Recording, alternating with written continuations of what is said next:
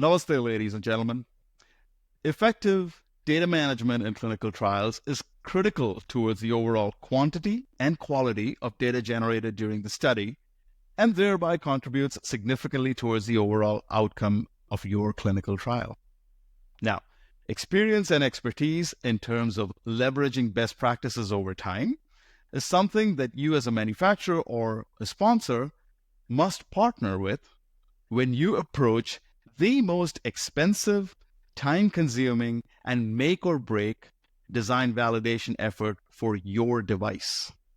Having said that, I'd like to welcome our in-house expert, the brilliant Noel Keegan, who knows clinical trial data management inside out like the back of his hand. There is no exaggeration there. Noel, welcome to this chat. Thank you for the humble beginning there, Jay. Really appreciate that. Well, Noel, would you please help us understand how a CRO like RQM Plus can help with effective and efficient data management in clinical trials? Would love to. And it's one thing that we do discuss openly with our sponsor counterparts during the start and throughout the maintenance and into lockdown as well for all sponsors and all projects. What's really key for us and the keys to success is that we actually don't see ourselves as a sponsor versus CRO relationship. The relationship is really important. Mm-hmm. We can deliberate on efficiencies based on standards and libraries that we have created, and that can help support a more effective start, maintenance, and lock period throughout the course of the relationship and for every trial for sponsors. But ultimately, the keys to success are not in terms of time and even really cost for that matter. It's that we're seen as an extension of the sponsor's existing team, that we want to be a true partner for the sponsor contacts. That is the successful relationship that we're looking to build here at RQM Plus. And by doing that, and by enabling that type of approach, we mitigate against the likes of finger pointing, blame game, and focus more on, well, what are we good at? What the sponsors need? And the way that I'd like to see us is that we're a safety net under which things that the sponsor doesn't really do, doesn't really know about, we want to help support them. Things that they're excellent at, we are not needed. And it's that open dialogue of being able to help deliver best in school practices for sponsors. That's what we want to focus on. And if sponsors can do that, or if we can empower sponsors to be able to learn those skills, that's what we want to do. And that's what we want to do a little bit differently to the traditional CRO model then as well. We don't want to just be seen as a company that is going to be expensive to be able to take their data and not to be able to work together. It is the sponsor's data, and we just want to be custodians so that we can support best practices and to be able to collaborate together in order to be able to do that. You made some excellent points there that piqued my interest, really. You talked about partnership, you talked about being a custodian for the data, and you talked about the various different phases as far as setting up the database is concerned, so on and so forth. And I want to bring to the fore that it truly is a partnership. And as I say that, and when we talk to many manufacturers, you find that a lot of them are thinking about just doing it by themselves, especially some of the smaller ones. It makes me nervous because I really don't see too much experience within the ClinOps team of having been there, done it. I look at our team and I look at everybody and they've been there, done it many, many times over. So there is something to be said about that ability to leverage best practices, all your experience and expertise over time, and put it towards every project that is ongoing, which is only going to be beneficial to a sponsor or the manufacturer, right? In other words, can you talk a little bit more about this partnership aspect of our relationship with sponsors and why a manufacturer really shouldn't be going it alone? Yeah, it's a really good question. So I think there are specific differences, and there's times where we will hands up say, you know, maybe you just need a few hours of consultancy, maybe you just need a little bit of help, or you need a lot of help. It's just depending on the situation. And we've got lots of different sponsors, all the way from startup through to very large companies that we work with. The exciting part is that the support that we give is never the same across different sponsors. So one of the key differences and one of the things that we can offer that would be more difficult to be able to do if you're going it alone will be accountability throughout the 3 different phases of setup through to maintenance through to lock. We've got specific and rigid key performance and quality indicators that we have built up together across the lifespan of the project that we hold ourselves accountable for to make sure that things continue to move as effectively and efficiently as possible. So if we look at the setup phase, what we want to make sure ultimately is that we've got a database live before we have first patient in. That's really important. And to make sure that we do whatever we need to do and we have the resources in place that we need to be able to make sure that we've got a good quality product that is on the market. And for us, that means that the first delivery of that setup database then as well is key, because that's our case report form. That's the study case report form that helps translate and transfer the protocol into practice from a data management perspective. So getting that in place on time and with excellent quality is the first key to success then as well that we have. Moving in towards maintenance, we look at a number of different avenues for that.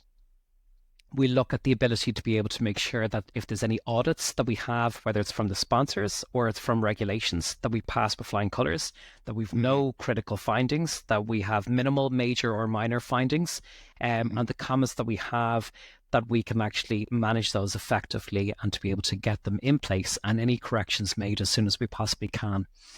More specifically around projects, we look at things like the delivery of data transfers. We look at reports. We look at the way that we actually look at listings.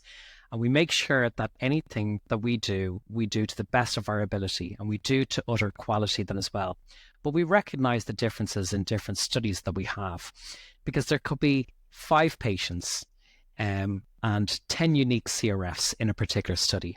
And if we have a huge amount of these KPIs and KQIs, if we have a huge amount of programs listings, we're not being a good partner for manufacturers. We're throwing too much at that then as well. And I'm not saying you compromise on quality, you absolutely don't. But quality can be redefined depending on the size and complexity of the project itself. So we can look at the same level of quality, but be more effective and efficient with our time, so that we're not necessarily charging sponsors over and above for things that are a little bit more simple to be able to come to the same level of conclusion. If we can do things in a smarter, simpler way, that's what we're trying to do ourselves. Another sponsor had come to us and asked us, they genuinely wanted to learn data management, which was great, because we're not trying to be protective over, this is our domain, stay in your lane, we'll stay in our lane. We were looking to try and actually train them up so that they could be effectively looking at going it alone, so that they could be in the best position possible, learn the ways of how they can be as effective and efficient, and to empower the sponsor contact to run the right status reports, to look at the right listings and as well, so that they're looking at the data themselves. So going back to your question, it is possible for sponsors to go it alone, but the advantage for us is that we can actually hold ourselves accountable for a number of different targets, and we can also put more people who are very knowledgeable and experienced within this domain into practice and onto a study to make sure that timelines and quality is being protected. In maintenance, the other thing that we would look at typically, and that wouldn't be typical, it's just if people are going it alone, would be an independent review. So we have a quality review process that we like to implement. And what we do around that is that if I'm your data manager for a particular project, someone who is experienced in data management but isn't me, hasn't been the person to set up the listings or to review the data, they will come in and look at a percentage of the closed queries that I've gone through. They'll look at the listings that I've reviewed. They'll look at any external data reconciliations. They'll look at my work. and they'll audit me, basically. And we have that conducted throughout all studies, regardless of how small, how simple it is, or how complex. And that will help give us a trigger and a gauge on how the quality is then. So we can think that we're doing a good quality job, but an independent reviewer might come in and say, oh, you've missed this, or you should do this a little bit differently, or this doesn't tend to make sense. And we'll question the way things have been done. And I love that, because that means that we're operating together in the best interest of the sponsor by not just having a data manager who knows what they're doing, looking at this data, but we've got a second and extra dimension then as well that we've configured into our plans so that they can actually review it from their own perspective to make sure that they are looking at the data, so that ultimately we have confidence around the way that we're looking at that data. And coming towards the end of the study, we can operate our standards in order to be able to have an efficient lock perspective. So throughout the full life cycle, if we look at this, we can apply our standards, our libraries, our experience together to make sure that the setup, the maintenance, and the lock all operate effectively and efficiently. And our KPIs really towards the end of the study would be the time between last patient out to database lock to be as effective, as diligent, as aggressive as we possibly can be without compromising on quality. And then to make sure that the database doesn't need to be relocked or unlocked once it's locked. So we want to make sure that there's no findings that come from the review of the data when the data is passed on to the sponsor or to statisticians for their final review and delivery and development of tables, listings, and figures. That we want to know that our data is good quality throughout. And we have certain markers and percentages then as well around the relocking. And we have fortunately been able to say that we have never had to unlock a database to date then as well, based on the measures that we have in place. But the only other thing that I'd actually add is that although every study is different, and one of the things I love about medical device and diagnostics, every project, every sponsor has an amazing device or idea that we really want to be partnering on. Although they are quite different in structure from a data management perspective, you still have forms like your adverse events, your device deficiencies, your protocol deviations, if there's multiple visits, unscheduled visits, your data visit, your demography, potentially if there's patients involved within the project, you're looking at medical histories, you're looking at concomitant medications. Those forms tend to be consistent. So although projects and protocols can be quite different to one another, there are standards that can be applied.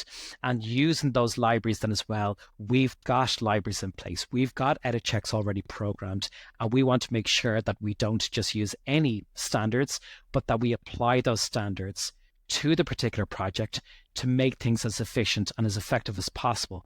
And when we round that up together, the advantage of using the likes of RQM+ is twofold. The first being we've got those standards in place to be able to help support and to deliver good quality throughout the different phases. But second of all, we're focused specifically on MedTech. So that means that our libraries and standards are focused around these types of projects and aren't necessarily covering things like biotech or pharma then as well, that we actually have the ability to be able to consolidate our libraries and standards into the needed area then as well, into this wonderful world, so that we can be a good partner. We can stand up proudly and say, we will be a good partner for you. What do you need from us in order to be a good partner? And that will change depending on the sponsor. Data management could be 4 hours, across the project for a safety net, for an independent review, or it can be the full service then as well for data management. But what we want to do is not just to charge for things that we think that the sponsor needs. We want to listen. We want to hear what the sponsor is able to do, what they want from us, and we want to deliver the best quality so that we can be a great partner overall for that sponsor. And so that the sponsor benefits from our experience, expertise, and understanding of best practices over time. Makes a lot of sense. I hope you found value in how we explain what a potential partnership with RQM Plus looks like and how you stand to benefit from it.